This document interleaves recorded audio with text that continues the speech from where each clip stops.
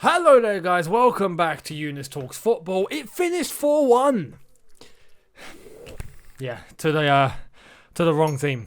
We got what we wanted. At the end of the day, we just didn't get it for the right side. We wanted it for Chelsea, not Bayern Munich, and unfortunately it was the other way around. So yeah. Before we get into the match review itself, I've got two things to say very quickly. First and foremost, thank you to all the support you've shown so far on this channel. It's been seriously overwhelming. I'm really, thankful and grateful. Please hit that subscribe button if you are new. Hit that notification bell to be notified when I've uploaded. And let's try and get this to 5,000 likes. We got close on the transfer video that I done before yesterday's preview. That came very close. Let's try and smash it. I know you guys can. Let's do it.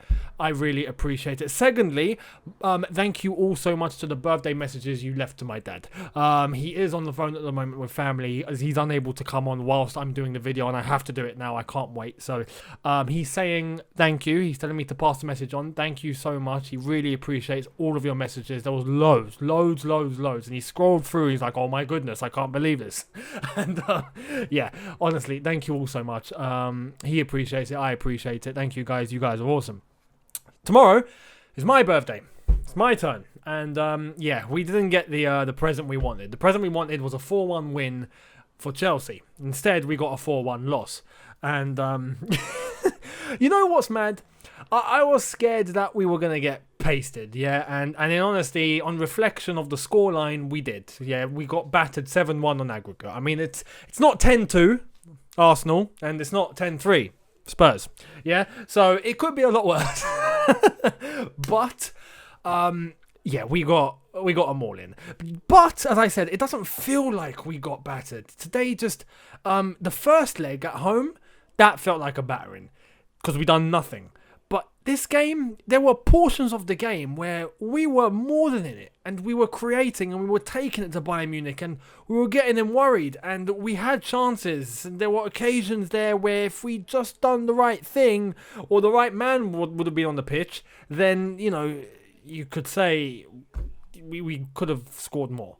You know, I don't want to say easily, but we had some really good chances, and that's something I didn't think would happen. I honestly, in my head, I told you guys on camera, let's do it, let's give everything and all that. Deep down, right, because I'm a realist. So as optimistic as I am, and as positive as I'd like to keep things, I'm also a realist, and I don't, you know, deflect from reality. And the truth was, we were going to Munich against a Bayern Munich team that is levels above us. And I was worried deep down that we would get just destroyed 5-0, 6-0, something beyond embarrassing. And even though we lost 4-1, you got to understand the other two goals came pretty late, especially the fourth. It came late. For the majority of the game, it was 2-1, or, you know, 1-0 and then 2-0, and then we scored the first goal with Hudson-Odoi that got disallowed, which was actually correct because Tammy Abraham was offside, and I'm going to get to Tammy in a sec. I'm going to come through the team. But then eventually we did get one with Tammy scoring, and after that it was a great start to the second half. It was very optimistic, and it was football that I was seeing going flipping. No, I didn't expect this, and it was only towards the end again where I say the levels. Bayern Munich are just, you know, we're here, and Bayern Munich are like, I can't see them. They're through the ceiling. You know, that's how deep it is, and that's the truth of the matter. I'll wrap up my overall thoughts toward the end of this video, but let's discuss how the game went down. We started off with a team of Caballero in goal, Emerson, Reece James as the fullback, Zuma and Christensen as our centre-backs. We had a midfield three with captain for the first time, N'Golo Kante, Barkley, Kovacic, Mason Mount.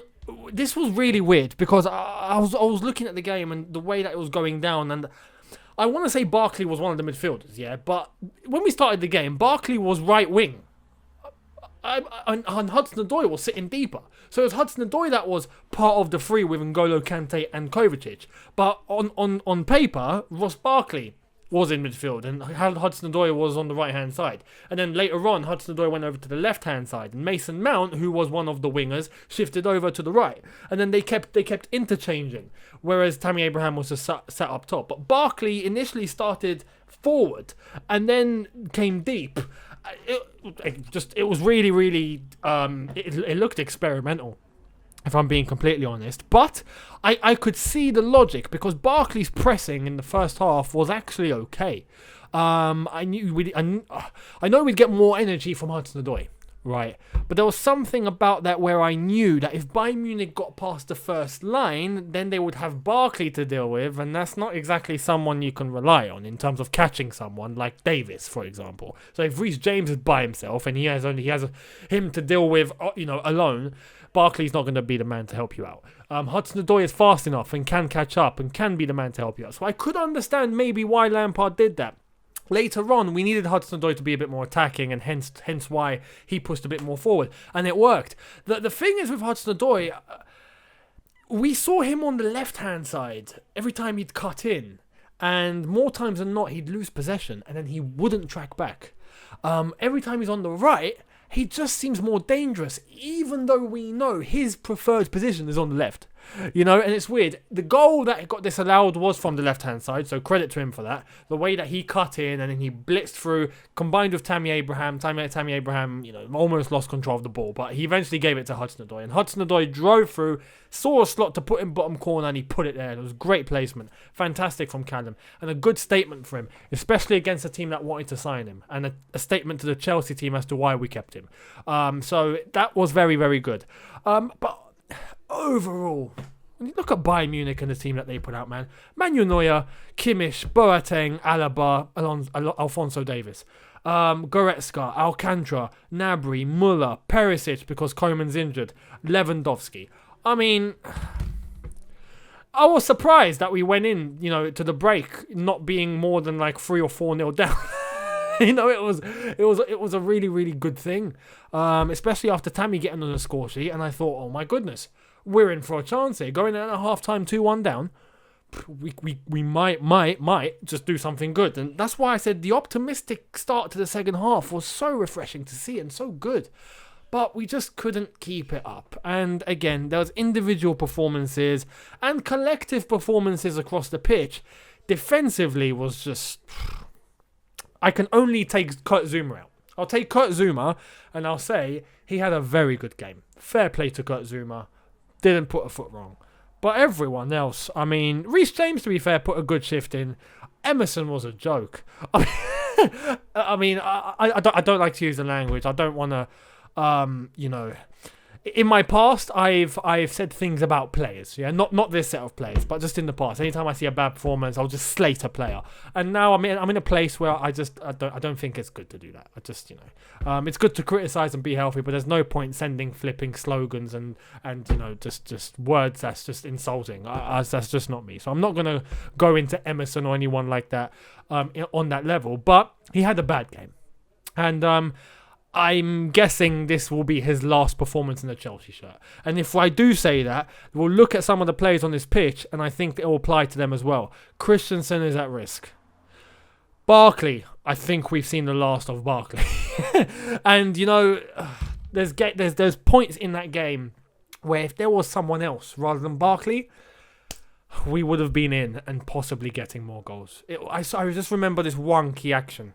Not the other ones where he lost possession and whatnot, or, he would try and dribble through 4 or 5 Bayern Munich players thinking he's turned into Cristiano Ronaldo, and that's just not the case. But there was one where he was literally in the centre circle, and he received the ball, and I don't know who it was on the right-hand side. I'm guessing Callum Hudson-Odoi, because I just don't think Tammy Abraham would be that far wide. But there was someone on that right-hand side making the run, and there was no defender. Alphonso Davies was in front. There was no way he was... Well, if you put money on, anyone catching someone so far ahead, it would be Davies, because he can run at 300 miles an hour. But he was so far in front, there was just no way. This player, I think like Callum Hudson-Odoi, just made the run. The ball came to Barkley. Barkley can see. Like, it's in his vision. It's in his peripheral vision. You can see there's a player running. All it takes is, you don't even have to touch. Hit it straight, diagonal straight, or take the control. If you're uncertain, take the touch. Boom, straight diagonal, over the top. Because we started the second half going over the top, and it worked. Tammy Abraham, Mason Mount were having a field day. Because Tammy's a tall lad. He'd always get the advantage. Mason Mount's pressing energy was fantastic. So those two things combined together got the two centre-backs of Bayern Munich into a little bit of a panic. And we got the ball off them a couple of times at the start of the second half. And that became key. Barkley receiving that ball, boom, straight over the top. It's not difficult. You know, I wouldn't blame him if he can't see. He could see. It was right in front of him. He received the ball. It was right in front of him. What does he do? Takes a touch, goes backwards. Players ran. He's gone. He's not receiving the ball. He's gone backwards. Then he tries to dribble. Then he loses the ball. It's just things like that. Levels. You look at Bayern Munich and the way that they were playing, man. It was a training session. It just turned into a training session. It was just FIFA football. And that just shows you the quality. And if I'm going to start talking overall, this establishes exactly what we need in the transfer market. Kai Havertz can't come soon enough. Timo Werner can't come soon enough. Tammy Abraham, overall, great season. I'm not taking anything away from him, but there's one thing to his game, especially as a striker, that he needs to get better at. And I'll cut him some slack because he's young. Same goes for Mason and all the other lads. I'll cut them some slack because I believe with some experience, they'll pick these things up. Tammy Abraham needs to read the line better. He's offside 99 out of 100 times. It's just, come on, man. We had this issue with Morata. We don't want it with Tammy.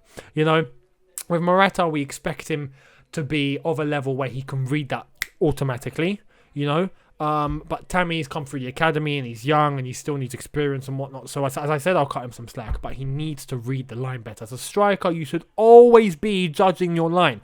Never forget the line. It's 101. It's something you learn at grassroots. It is. When you're a striker, you're the last man, or you're close to being the last man, and you want to receive the ball, you look at the line.